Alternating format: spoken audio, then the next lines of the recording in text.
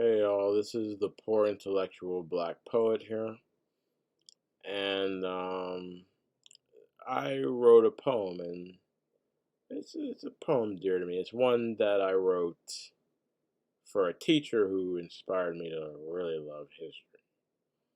Now I had a little bit of falling out with some of the members of the family, but I think we're cool now. I mean, if people hate me, I guess it goes to someone else.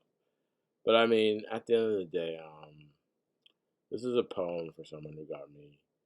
He died, and it's a poem for someone who got me really interested in history, where I studied extensively of all cultures, and he did it in a fun way, joking around, and I really enjoyed it. It changed how I viewed doing history itself. So here we go. It's called The Storyteller because he liked to tell stories.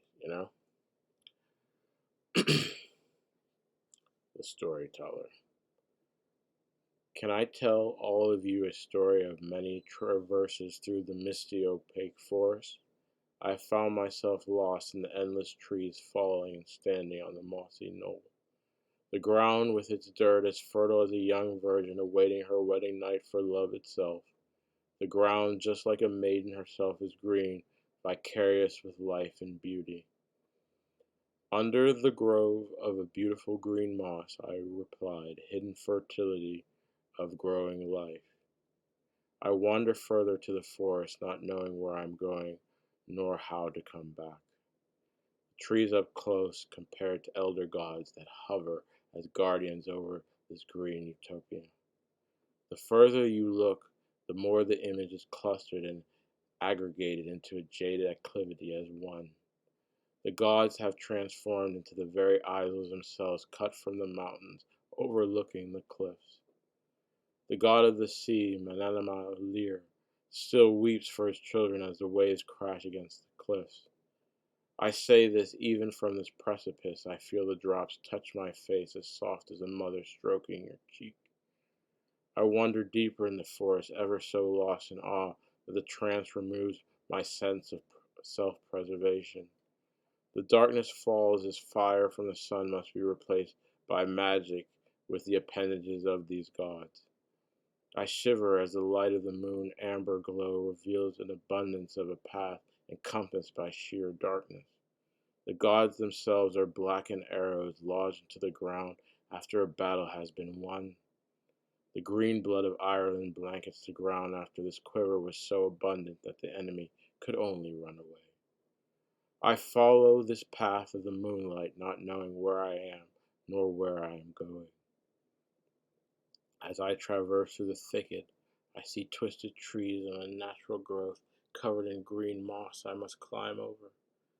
They are dying and dead trees that curl of light try to extend their life even though it is most ominous. I have planted the seeds of acorns that have grown into trees themselves in frustration of being lost in my garden.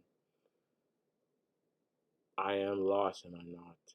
Then I realize as I tell my story of my life as an Irishman, and I look upon the lofty, archaic Blarney Stone that seems obscure and out of place in this darkened night. That is in the center of the forest I created. I am lost with all its beauty and radiance. I've told my story, and I am finally home. Okay, I hope you enjoyed that, Pony. Yeah, yeah. You know, I really like Irish and Celtic tales, so I added that in there. And the teacher happened to be Irish. Like I said, it's something for Ireland, I guess. In that meaning that it's something that it uses this kind of form of Celtic songs in the sense that they describe the green and the uh, robust life of Ireland. So you do something like that, and it's like their song, and you transform it into a poem that has a lot of symbolism. I'm not going to explain all the symbolism, but I hope you see it for yourself what the symbolism is. Okay. because it's basically the beginnings of life and the beginnings going through a force that you plant. All right, this is the Poor Intellectual Black Poet, and I am out.